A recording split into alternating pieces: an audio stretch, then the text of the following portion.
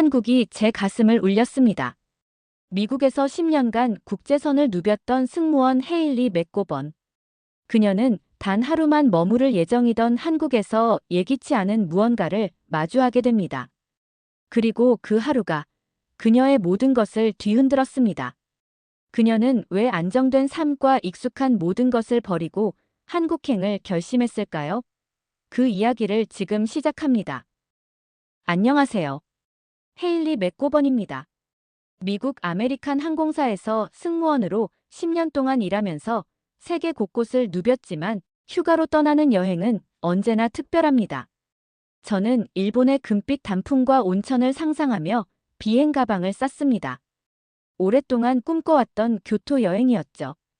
헤일리, 일본행 직항편에 문제가 생겨서 대신 인천 경유 항공편으로 변경되었대. 한국에서 하룻밤 보내야 한다는 거지. 제니퍼가 메시지를 보내왔을 때 처음엔 짜증이 밀려왔어요. 아시아 국가들에 대한 막연한 편견이 있었던 저는 한국보다는 일본이 훨씬 발전했을 거라 생각했습니다. 아, 정말? 서울에서 뭘 해야 할지 모르겠네. 일본보다 한참 뒤처졌을 텐데. 제 메시지를 읽고 사브리나가 곧바로 전화를 걸어왔습니다. 너 정말 무식하다니까, 헤일리. 한국이 어떤 나라인지 알아? 삼성, 현대. 그리고 그 아이돌 그룹 있잖아. BTS. 다 한국 거야. 그냥 열린 마음으로 가봐. 사브리나의 말이 귓가에 맴돌았지만 여전히 확신이 서지 않았습니다. 그저 빨리 일본으로 가고 싶었을 뿐이었죠. 그런데 비행기에서 내리자마자 인천국제공항의 웅장함에 압도되었습니다. 넓은 천장과 쏟아지는 자연광, 그리고 곳곳에 배치된 예술 작품들이 첫인상부터 달랐어요. 하지만 진짜 충격은 그 다음이었습니다. 여기가 자동 출입국 심사대입니다. 여권을 스캐너에 대고 안면 인식을 기다려주세요. 저는 제니퍼와 사브리나를 의아한 눈으로 바라봤어요. 미국에서는 아직도 여권에 수동으로 도장을 찍는데 여기서는 몇 초 만에 모든 절차가 끝났습니다. 이게 다야. 우리는 아직도 긴 줄 서서 기다리는데. 제 말에 주변의 한국인들이 미소 지었습니다. 출입국을 통과하자 은빛 로봇이 다가왔어요. 안녕하세요. 무엇을 도와드릴까요? 영어로 말하는 로봇 안내원 에어스타였습니다. 저는 로봇의 화면을 터치해 수면 캡슐을 찾았죠. 저기 봐, 헤일리. 다라큐라는 수면 캡슐이 있대. 제니퍼가 흥분된 목소리로 외쳤습니다. 곧바로 우리는 공항 내 캡슐 호텔로 향했어요. 개인 공간의 최첨단 시설까지, 그것도 공항 안에 있다니 믿기지 않았습니다. 휴식을 취한 후 저희는 공항 내부를 둘러보기로 했어요. 실내 식물정원에서는 마치 열대우림에 온 듯한 착각이 들었고, 전통공 연장에서는 화려한 부채춤이 펼쳐지고 있었습니다. 그 옆에는 VR 체험존이 있어 한국의 역사를 가상현실로 경험할 수 있었죠. 우리 그냥 지나가는 거라며. 이건 공항이 아니라 미래 도시야. 제 말에 사브리나도 고개를 끄덕였습니다. 가장 인상적이었던 것은 와이파이 속도였어요. 미국의 대도시보다 훨씬 빨랐으니까요. 제 동영상 통화가 단 한 번도 끊김없이 이어졌습니다. 부모님께 인천공항의 모습을 보여드리자 어머니는 그건 마치 영화 속 세트장 같구나라고 말씀하셨어요. 여기 모든 게 다 다르네. 저도 모르게 중얼거렸습니다. 하루 만에 제 편견은 무너지고 있었습니다. 공항에서의 첫 경험이 이럴진데 서울은 어떨까? 갑자기 궁금해졌어요. 저는 공항철도를 타고 서울 도심으로 향했습니다. 차창 밖으로 펼쳐지는 도시의 스카이라인이 점점 가까워지면서 설렘과 불안이 교차했어요.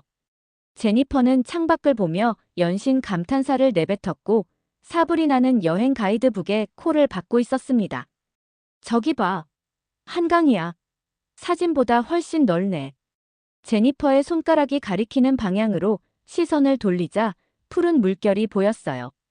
기차가 홍대 입구역에 도착하기 직전 저는 가방을 확인했습니다. 이상했어요. 분명히 공항에서 메고 나왔던 작은 백팩이 없었거든요. 여권과 신용카드, 현금이 모두 들어있는 내 가방. 어디 갔지? 당황한 저는 앉았던 자리 주변을 뒤졌습니다. 바닥, 선반, 주변 좌석까지. 하지만 어디에도 가방은 보이지 않았어요. 아니야. 분명히 가져왔어. 내 여권, 카드. 다 들어있다고. 어떻게? 제 목소리가 높아지자 주변 승객들이 힐끔힐끔 쳐다봤어요. 바로 그때였어요. 건너편에 앉아있던 한 남자가 일어나 저에게 다가왔습니다. 괜찮으세요? 도움이 필요하신가요? 유창한 영어로 말을 건 그 남자는 한도윤이었습니다. 제 가방이 없어졌어요. 여권이랑 돈 다 들어있는데. 도윤은 침착하게 물었어요. 마지막으로 보신 곳이 어디인가요? 색상은 어땠나요?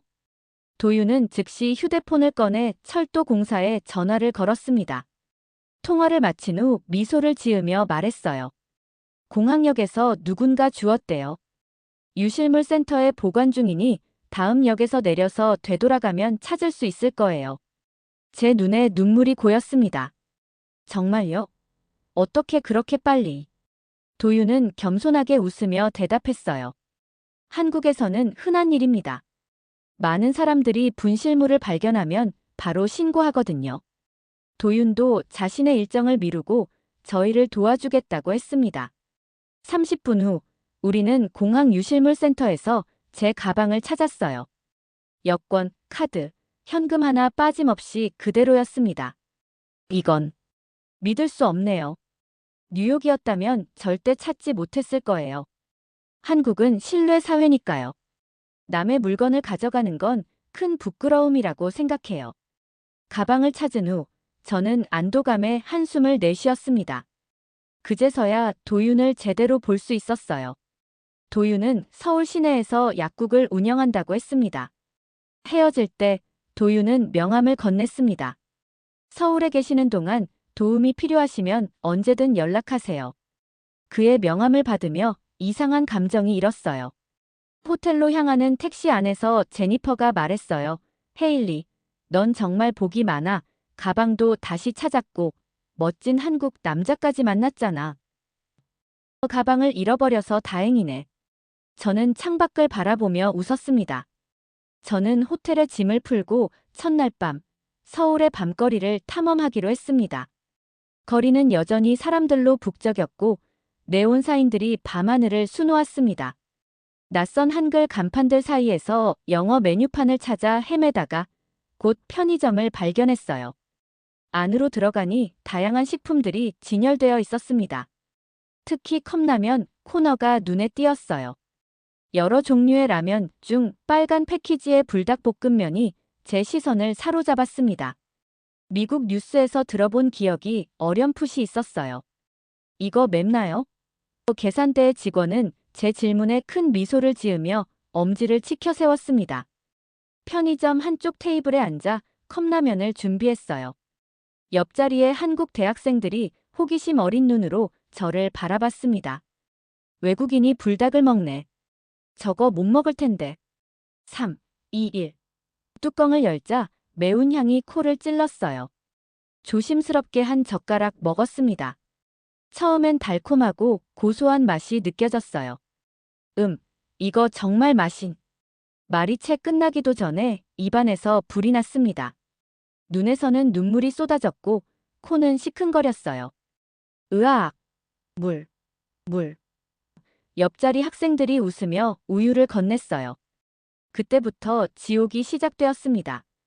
라면의 매운맛은 시간이 지날수록 더 강해졌고 우유를 마셔도 소용없었어요. 결국 라면을 반도 못 먹고 포기했지만 이미 늦었습니다. 호텔로 돌아가는 길, 갑자기 복통이 심해졌습니다. 결국 택시를 잡았어요. 택시기사는 저의 창백한 얼굴을 보더니 곧바로 미터기를 끄고 출발했습니다. 약국, 파마시. 택시는 곧 한 약국 앞에 멈췄어요. 문을 열고 들어서는 순간 너무나 익숙한 얼굴과 마주쳤어요. 헤일리 씨, 도윤이었습니다. 그의 약국이었던 거죠. 이런 우연이 있다니. 도윤은 빠르게 상황을 파악하고 저를 안쪽 의자로 안내했어요. 불닭, 볶음면. 간신히 말했습니다. 도윤은 잠시 미소를 감추지 못하다가 이내 진지한 표정으로 돌아왔어요. 매운 음식에 익숙하지 않으신 것 같네요. 걱정 마세요. 그는 신속하게 약을 준비했습니다. 정제 몇 알과 함께 따뜻한 보리차도 내어주었어요. 약을 먹고 차를 마시자 조금씩 편안해졌습니다. 한참 후 상태가 나아지자 도윤이 계산서를 건넸어요.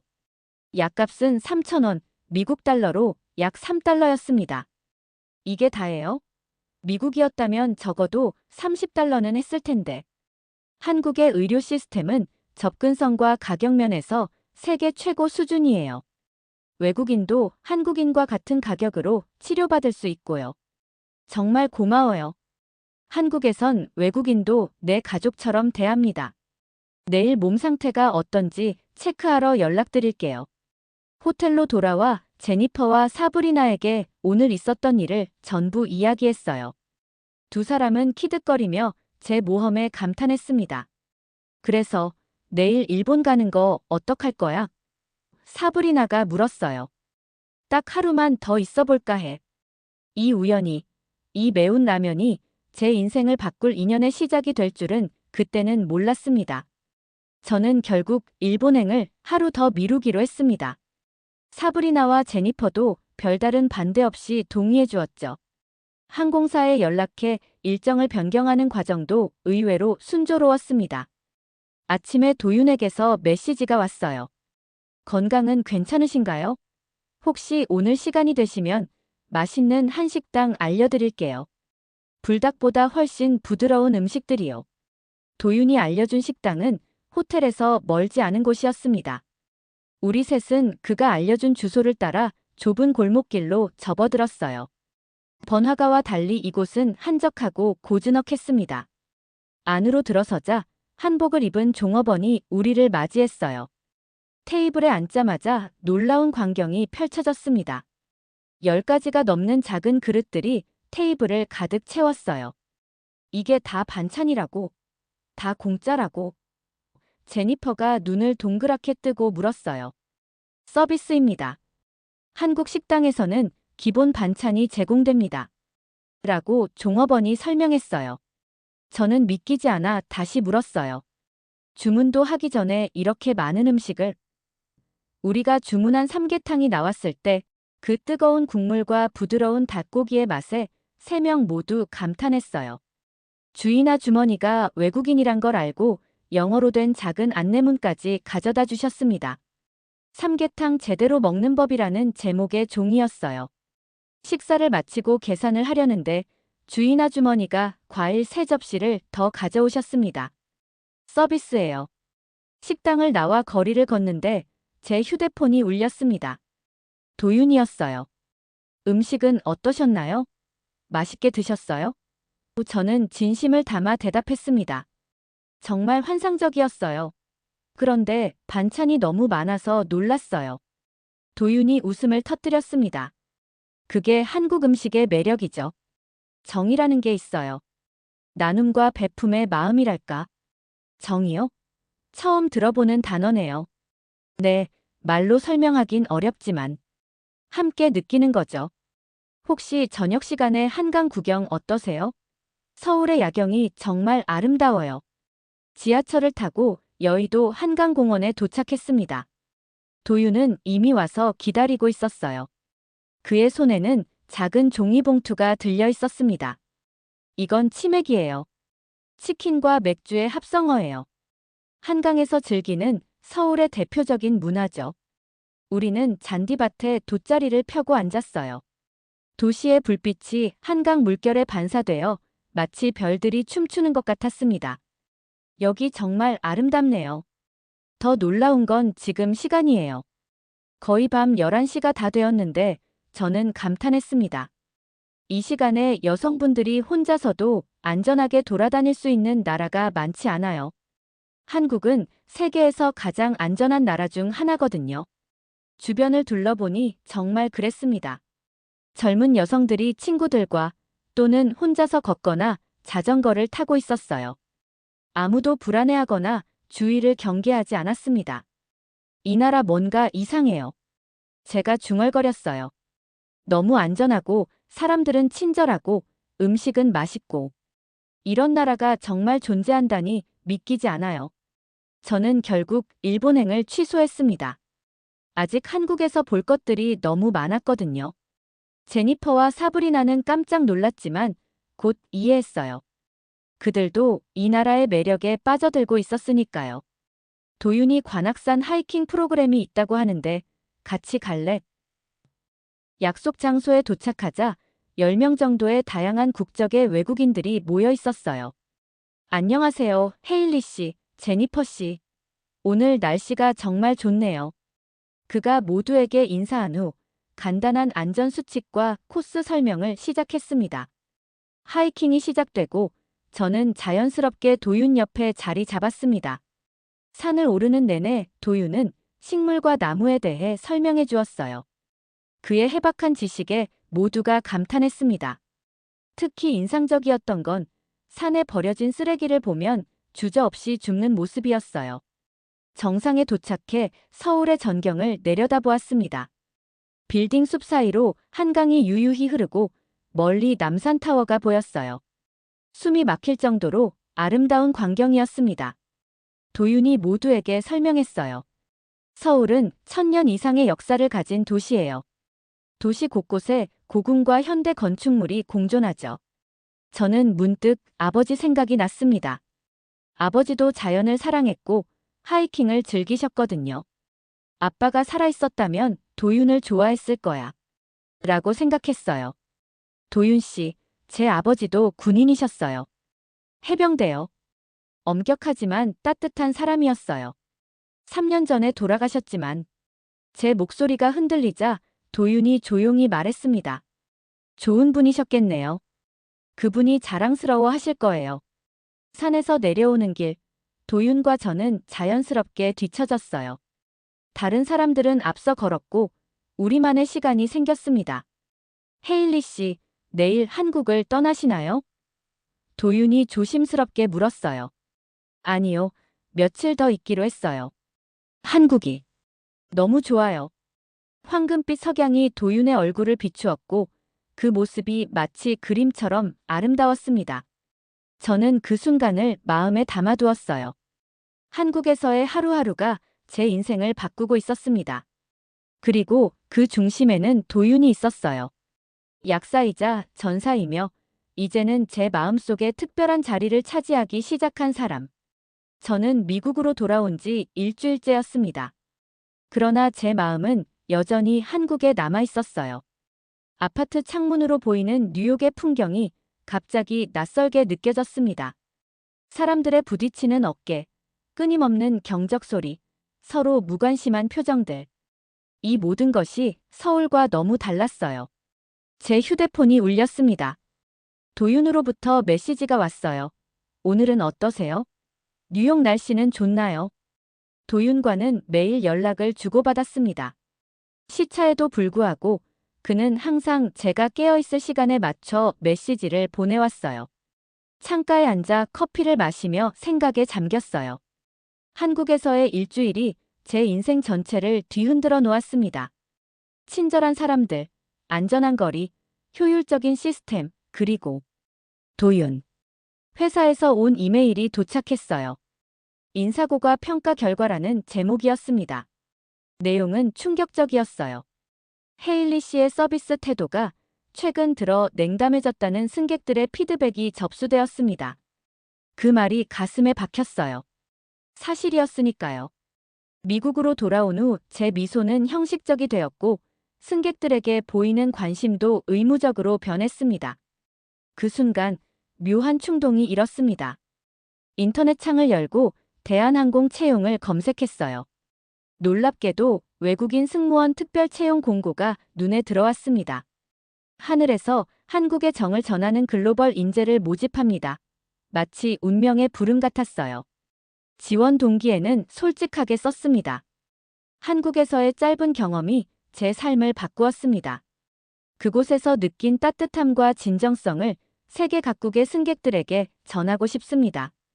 제출 버튼을 누르는 순간 이상한 해방감이 느껴졌어요. 일주일 후 놀라운 소식이 왔습니다. 면접 요청 이메일이었어요. 화상 인터뷰를 통해 1차 면접을 진행한다는 내용이었습니다. 도윤은 매일 밤 화상 통화로 한국 문화와 기업 예절, 대한항공에 대한 정보를 알려주었습니다. 면접이 끝나고 일주일 후 기적 같은 소식이 도착했어요. 최종 합격이었습니다. 도윤, 합격했어요. 정말로 합격했어요. 감격에 겨워 눈물이 흘렀습니다. 정말 축하해요, 헤일리. 알고 있었어요. 당신은 정말 특별한 사람이니까요.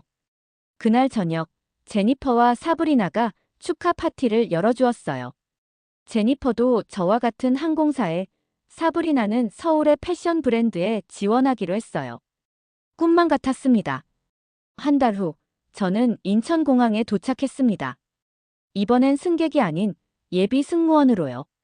도윤이 공항에서 기다리고 있었어요. 그를 보는 순간 제 마음이 뛰었습니다. 한국에 오신 것을 환영합니다. 헤일리 씨. 도윤이 환한 미소로 말했어요. 다음 날부터 교육이 시작되었어요. 대한항공 교육센터는 최첨단 시설로 가득했습니다. 특히 인상적이었던 건 K서비스 철학이었어요. K서비스는 단순한 미소가 아닌 진심을 전달하는 것입니다. 교관님의 말씀이 가슴에 와닿았어요. 외국인 승무원으로서 더 많은 것을 배워야 했지만 모든 한국인 동료들이 친절하게 도와주었습니다. 처음에는 언어 장벽이 있었지만 하루하루 한국어도 늘어갔어요. 한 달 후 놀라운 소식이 들려왔습니다. 제니퍼도 같은 항공사에 합격했다는 거였어요.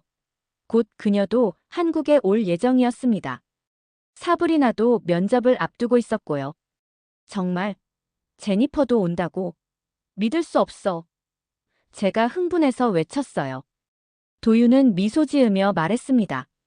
한국의 매력에 빠지면 쉽게 떠날 수 없나 봐요. 저는 거울 앞에 서서 마지막으로 유니폼을 점검했습니다.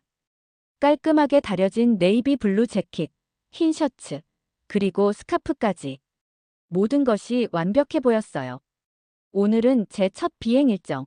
인천에서 로스앤젤레스로 가는 비행이었습니다. 설렘과 두려움이 뒤섞여 있었어요. 미국 항공사에서는 10년 경력의 베테랑이었지만 여기서는 모든 게 새로웠으니까요. 브리핑룸에 들어서자 다른 승무원들이 밝게 인사했습니다. 기장님은 저를 보고 영어로 반갑게 맞아주셨어요. 헤일리 씨, 첫 비행 긴장되죠? 걱정 말아요. 우리가 도와드릴게요. 비행기 탑승이 시작되자 긴장감이 다시 몰려왔습니다. 첫 번째 승객을 맞이할 때 제 목소리가 약간 떨렸어요. 안녕하세요, 환영합니다. 억지로 미소를 지으며 인사했습니다. 그런데 승객들의 반응이 예상과 달랐어요. 대부분이 제 외국인 외모에 놀라워하면서도 친절하게 대해주었습니다. 한 어르신은 저를 보고 외국인 승무원이 한국말로 인사하네 라며 기뻐하셨어요. 하지만 비행이 시작되자 실수가 연이어 터졌습니다. 한국어 기내 방송에서 발음이 엉망이었고 음료 서비스 중에는 메뉴를 혼동했어요. 특히 막걸리와 소주의 차이를 설명하지 못해 당황했습니다. 괜찮아요, 헤일리 씨. 이렇게 설명하면 돼요. 옆에 있던 김민지 승무원이 조용히 귀띔해 주었어요. 식사 서비스 때는 더 큰 실수를 했어요. 한국식 기내식과 서양식 기내식을 바꿔 제공한 겁니다. 한 승객이 불만을 표시했지만 다행히 박지연 승무원이 재빨리 상황을 수습해 주었어요. 휴식 시간, 갤리기네 주방에서 잠시 숨을 돌렸어요. 제 실수들이 머릿속을 맴돌았습니다. 너무 자책하지 마세요. 민지 승무원이 따뜻한 차를 건네며 말했습니다. 저도 처음엔 그랬어요. 비행은 팀워크니까요. 고마워요. 미국에선 이런 동료애를 느껴본 적이 없어요. 한국의 우리 문화예요. 개인보다 함께 잘하는 게 중요하니까요. 민지의 설명이 제 마음에 와닿았습니다. 비행 후반부에는 조금씩 적응했어요. 실수도 줄었고 승객들과의 소통도 자연스러워졌습니다. 로스앤젤레스에 도착하자 기장님이 제게 다가왔어요. 첫 비행 고생 많았어요. 잘 해내셨어요. 사흘 후 복귀 비행을 마치고 인천공항에 도착했습니다. 터미널을 빠져나오자 도윤이 기다리고 있었어요. 그의 손에는 작은 꽃다발이 들려 있었습니다. 헤일리, 사실 당신을 처음 봤을 때부터 특별하다고 느꼈어요. 한국에 정착하실 계획인가요? 도윤이 물었어요. 저는 망설임 없이 대답했습니다. 네, 여기가 제 집이라고 느껴져요. 도윤의 눈빛이 깊어졌어요. 함께 그 여정을 걸어도 될까요? 말없이 제 손가락이 그의 손가락과 얽혔습니다. 그것이 제 대답이었어요. 난 이제 한국의 하늘을 나는 K인재가 되었어요. 제가 웃으며 말했습니다. 도윤은 제 손을 꼭 잡았어요. 그리고 당신은 제 마음의 하늘을 날고 있어요. 봄꽃이 만개한 북촌 한옥마을에서 우리의 결혼식이 열렸습니다. 전통 한복과 서양식 드레스를 결합한 특별한 웨딩드레스를 입은 저는 떨리는 마음으로 도윤을 기다렸어요. 믿을 수 없어. 내가 정말 한국에서 결혼을 하다니. 작년 이맘때만 해도 저는 한국을 그저 경유지로만 생각했던 미국 승무원이었어요. 그런데 지금은 한국 항공사의 외국인 교관이자 곧 한국 남자의 아내가 될 사람이었습니다. 결혼식장에는 양가 가족들과 친구들이 모여 있었어요. 도윤의 부모님은 처음엔 외국인 며느리를 걱정하셨지만 지금은 저를 진심으로 환영해 주셨습니다. 미국에서는 어머니와 친구들이 날아왔습니다. 어머니는 제 선택을 처음엔 이해하지 못하셨지만 서울에 오셔서 이곳의 아름다움과 안전함, 그리고 도윤의 진심을 느끼신 후에는 축복해 주셨어요. 전통 혼례와 서양식 결혼식을 접목한 우리만의 특별한 예식이 시작되었어요. 결혼식은 아름답게 진행되었습니다. 전통 패백 의식에서는 실수도 많이 했지만 모두가 따뜻한 웃음으로 이해해 주었어요. 특히 도윤의 할머니께서 저에게 건네주신 말씀이 가슴에 남았습니다. 다른 나라에서 와서 우리 문화를 배우려고 노력하는 모습이 아름답구나. 너는 이미 우리 가족이야. 결혼 후 우리는 도윤의 약국 근처에 새 집을 마련했습니다. 작지만 아늑한 공간이었어요. 집안은 한국의 미니멀한 스타일과 미국의 편안함을 조화시켰죠. 결혼 생활과 함께 제 경력도 발전했어요. 외국인 승무원 교육교관으로 승진한 것이죠. 이제 저는 새로 입사하는 외국인 승무원들에게 한국 문화와 서비스 정신을 가르치는 역할을 맡게 되었습니다. 헤일리 씨는 양쪽 문화를 모두 이해하고 계시니 최적의 교관이십니다. 인사팀장님의 말씀이 자부심을 갖게 해주었어요. 도윤도 약국 사업을 확장해 외국인 친화적인 서비스를 시작했습니다. 다양한 언어로 된 약품 설명서와 통역 서비스를 제공하는 시스템을 구축했어요. 결혼 1년 후 우리에게 특별한 선물이 찾아왔습니다.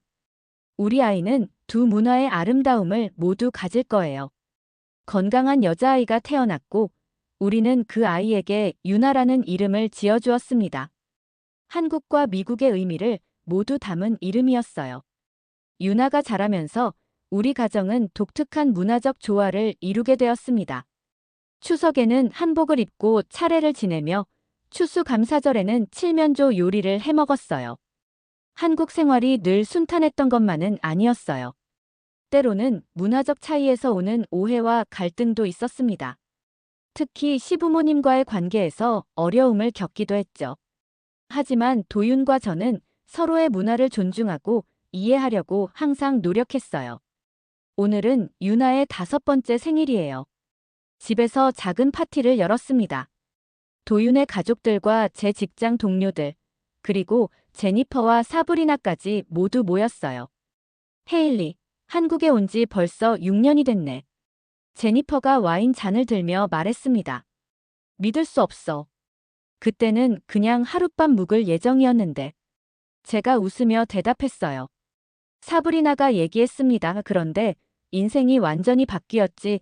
우리 모두 3명은 눈빛만으로도 서로의 생각을 이해했어요. 우리 모두 한국에서 새로운 삶을 찾았으니까요. 유나가 한복을 입고 재롱을 부리는 모습을 보며 가슴이 벅차올랐습니다.